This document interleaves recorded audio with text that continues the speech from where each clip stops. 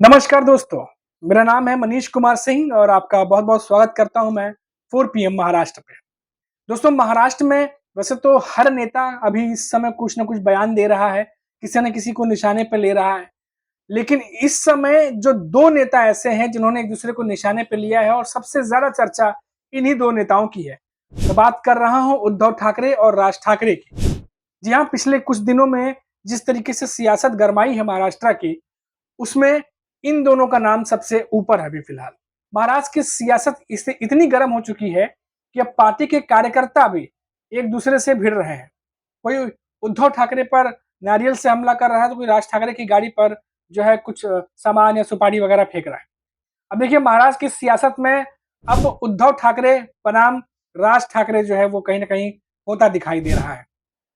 अब देखिए कि ये लड़ाई कोई नई नहीं है, ये काफ़ी समय से जो है चलती आ रही है और महाराष्ट्र की सियासत में उद्धव ठाकरे बनाम राज ठाकरे की लड़ाई फिर से जो है वो एक तरीके से शुरू हो चुकी है। अब सवाल ये है कि इस लड़ाई का फ़ायदा किसे मिलेगा?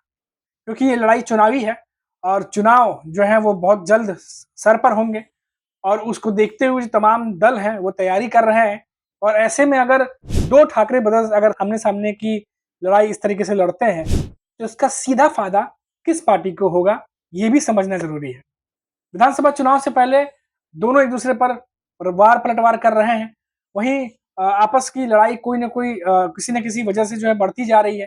जब राज ठाकरे शिवसेना पार्टी छोड़कर गए थे, तो सन 2006 में उन्हें खुद की महाराष्ट्र नवनिर्माण सेना पार्टी बनाई थी। उस वक़्त से लेकर आज तक यानी तकरीबन 18 से 19 साल ये दोनों भाइयों की लड़ाई जो है, ये पूरी महाराष्ट्र में अभी तक राजनीतिक लड़ाई पूरे महाराष्ट्र में जो है लोग देख रहे हैं। अब देखिए कि मराठी माणूस और हिंदुत्व के मुद्दे को लेके राज ठाकरे, उद्धव ठाकरे हमेशा से मुद्दा बनाते रहे और इनके लिए ये मुद्दा रहा है और इसी की बात वो हमेशा करते रहे। हालाँकि उद्धव ठाकरे पर अब जो विपक्षी दल है, महायुति के जो नेता हैं, वो कहते हैं कि हिंदुत्व के मुद्दे से उद्धव ठाकरे इन दिनों भटक चुके हैं और वो बाला साहब के विचारों पर अब नहीं चल रहे। ऐसे कई आरोप जो है वो लगाए जाते हैं। मतलब साफ है कि दोनों पार्टियों को के जो वोटर्स हैं, वो इस बार क्या दो फाड़ होने वाले हैं? क्या वो भी जिस तरीके से महाराष्ट्र की राजनीति बटी है, पॉलिटिकल पार्टीज़ बटी हैं, क्या वैसे ही वोटर्स भी इस बार बँटने वाले हैं? आने वाले विधानसभा चुनाव में इन दोनों के वोटरों में क्या बँटवारा होगा? हो सकता है। राजनीतिक जानकार जो हैं, बँटवारे को तय भी मान रहे हैं और इसका फ़ायदा किसे होगा? ये 2 भाइयों का होगा या महाविकास अघाड़ी का होगा या एनडीए का होगा? अब इसका सही-सही जो जवाब है, वो तो आने वाला वक़्त ही बता सकता है। लेकिन जो आकलन है, जो राजनीतिक विश्लेषक हैं, जो राजनीतिक जानकार हैं, उनके पॉइंट ऑफ व्यू में क्या कुछ बदल सकता है? देखिए 2009 के चुनाव में राज ठाकरे जो हैं, वो पहली बार विधानसभा का चुनाव लड़े। उस समय ठाकरे के 13 विधायक जीते, जबकि इसी चुनाव में उद्धव ठाकरे के 44 के करीब जो है विधायक जीते थे। अब देखिए 2014 में और 2019 में राज ठाकरे की पार्टी कि उनकी पार्टी का एक विधायक चुना गया। उनकी तुलना में उद्धव ठाकरे 2014 में 63 और 2019 में 56 विधायक जीत करके आए। हालाँकि उद्धव ठाकरे और बीजेपी के गठबंधन की वजह से भी कहा माना जाता है कि बहुत ज़्यादा सीटें जीतने में ये कामयाब रहे। अब राज ठाकरे शुरुआत से अकेले दम पर चुनाव लड़ते आए हैं। अब ऐसे में महाराष्ट्र की राजनीति अब काफ़ी बदल गई है इन दिनों और उद्धव ठाकरे अब शरद पवार और कांग्रेस के साथ हैं। तो उनके भी 40 विधायक बगावत करके बीजेपी और अजित पवार की पार्टी के साथ चले गए। यानी शरद पवार और उद्धव ठाकरे भी पहले इतने मजबूत अभी नहीं दिखाई दे रहे थे इन दिनों, लेकिन लोकसभा चुनाव के बाद परिस्थिति उनकी भी बदली हुई है अब काफ़ी ज़्यादा मजबूत दिखाई दे रहे हैं। वहीं राज ठाकरे महाराष्ट्र की यात्रा पर चल रहे हैं। अपनी पार्टी को ज़मीन पर जो है वो उतारने की कोशिश कर रहे हैं और ज़मीन टटोलने की कोशिश कर रहे हैं कि कैसे करके विधानसभा चुनाव में वो इस बार उतरा जाए और टक्कर दी जाए। और उन्होंने लोकसभा चुनाव में एनडीए को समर्थन दिया था। अब राज ठाकरे विधानसभा चुनाव में अकेले अपने बल पर लड़ने का फैसला कर रहे हैं। तो ऐसे में ये लड़ाई जो है काफ़ी दिलचस्प हो जाती है।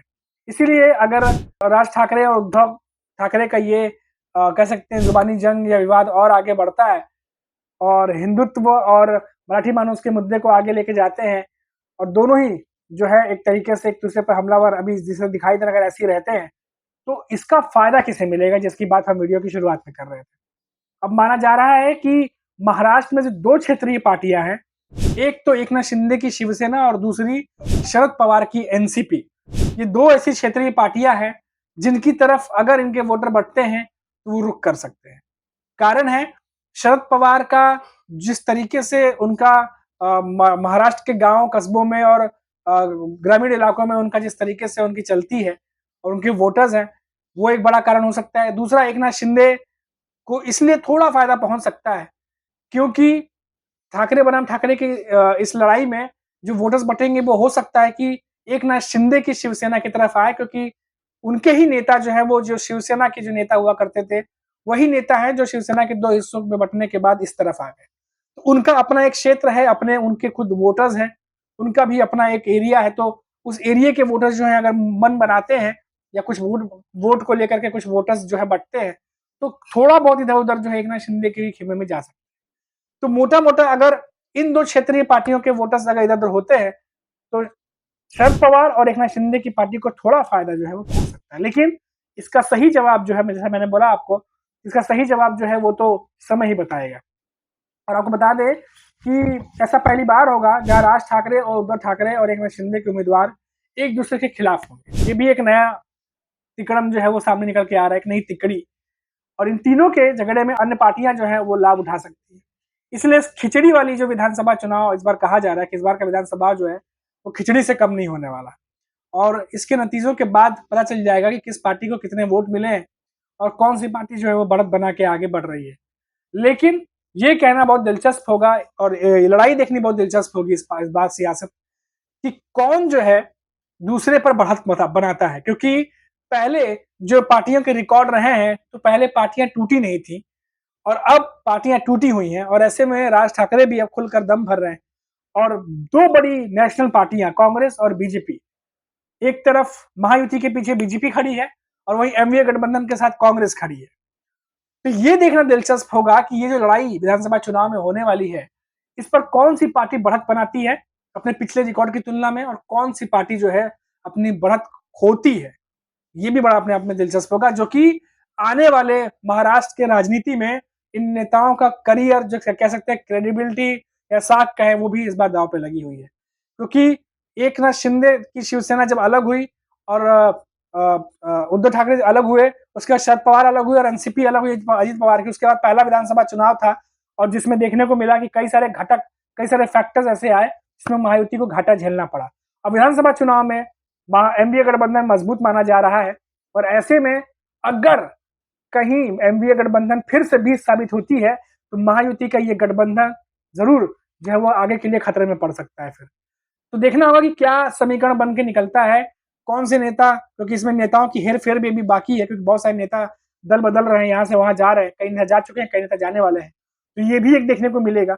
तो कुल मिलाकर यही कह सकते हैं कि इस बार की विधानसभा का चुनाव जो है वो खिचड़ी वाली विधानसभा चुनाव होने वाला है और कौन किस पे बढ़त बनाएगा, कौन बढ़त खोएगा, किसकी सीटें जाएंगी, किसकी सीटें बढ़ेंगी, ये देखना बहुत दिलचस्प होगा। अभी के लिए फिलहाल इतना ही, फिर लौटेंगे तो बात करेंगे महाराष्ट्र की किसी बड़ी खबर पर। तब तक आप देखते रहिए 4 PM महाराष्ट्र और मुझे इजाजत दीजिए। नमस्कार।